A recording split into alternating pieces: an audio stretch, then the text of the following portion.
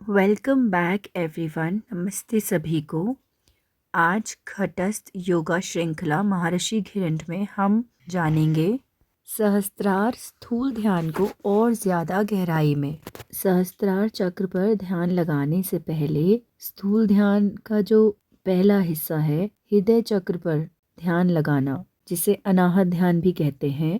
अनाहत ध्यान लगाने पर जब चेतना सूक्ष्म होती है और उस नाद की अनुभूति भी भीतर उत्पन्न होती है, मतलब ओम स्वर की ध्वनि आपको अपने अंदर महसूस होती है, तब चेतना में एक परिवर्तन होता है। और ऐसा भी माना जाता है कि सहस्त्रार स्थूल ध्यान में जो सहस्त्र दल कमल है, वह चेतना की विभिन्न मानसिक स्थितियों की अवस्थाएं हैं। मतलब यह जो कमल का फूल है, यह हमारी चेतना की डिफरेंट मानसिक स्थितियों की अवस्था को दर्शाता है, क्योंकि जब तक चेतना पूरी तरीके से शुद्ध और एक रूप में नहीं होती और जब तक समाधि या मोक्ष की अवस्था प्राप्त नहीं होती, यह चेतना की मानसिक स्थितियों की अवस्था वहाँ पर मतलब सहस्त्रार क्षेत्र में बनी रहती है। यह चेतना की मानसिक स्थिति की अवस्थाएं बीज रूप में होती हैं, जैसे कि इच्छा, क्रिया या फिर किसी संकल्प के रूप में, जो कि सहस्त्रार प्रदेश में रहती हैं। मैं फिर से बताऊंगी, तब तक रहती हैं जब तक चेतना पूरी तरीके से शुद्ध और एक रूप नहीं होती। चेतना की मानसिक स्थिति की अवस्थाओं का लॉजिकल रीजनिंग के रूप में एग्जिस्ट होने की वजह से इन मानसिक स्थितियों की अवस्था को कोई भी जान नहीं पाता और इनकी पकड़ बहुत ज़बरदस्त होती है। अगर हम ये मान ले कि हमारे अंदर एक मानसिक स्थिति की अवस्था है और वह तामसिक है, हम ध्यान की अवस्था में बैठते हैं और अंत तक पहुंचते हैं, लेकिन उस तामसिक मानसिक स्थिति की अवस्था की लॉजिकल रीजनिंग की वजह से हम वह जो त्रिगुणात्मक प्रकृति है, मतलब रजस, तमस और सत्व के परे जा नहीं पाएंगे।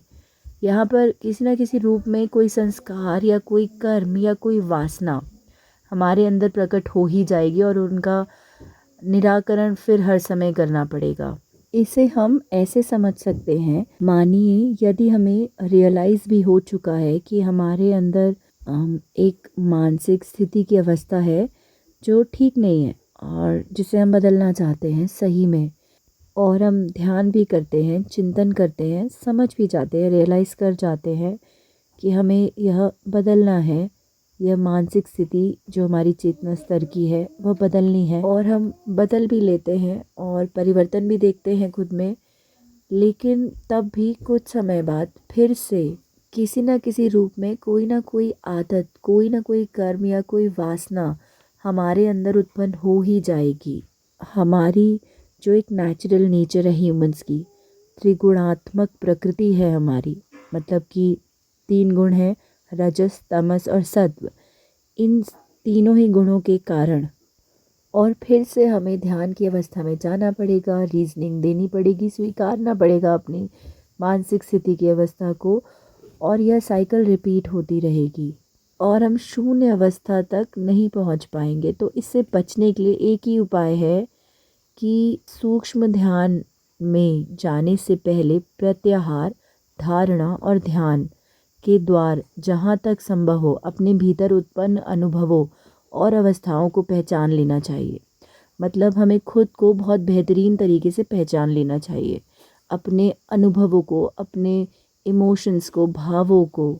और जब हम पहले से ही इतना कार्य करके रखेंगे, तब अंत में हमारा जो काम है, ध्यान या शून्य अवस्था तक पहुंचना, वह कम हो जाएगा। और ये जो रिपीटेड ट्रैप है शून्य अवस्था तक पहुंचने का, यह परिश्रम भी कम हो जाएगा।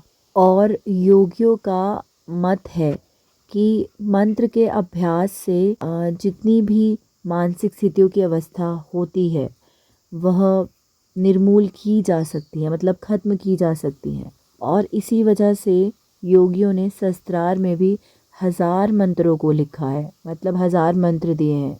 उन्हें ऐसा कहा जाता है कि उन्हें, मतलब उन योगियों को कुछ तो अनुभव, एक्सपीरियंस हुआ होगा, जिस बेसिस पर उन्होंने इनके निराकरण का एक मार्ग खोजा। धन्यवाद आप सभी का बहुत बहुत यहाँ तक सुनने के लिए। आई होप जितना मुझे एक्साइटिंग लग रहा है नेक्स्ट नेक्स्ट नेक्स्ट जानने के लिए, उतना आप भी एक्साइटेड होंगे।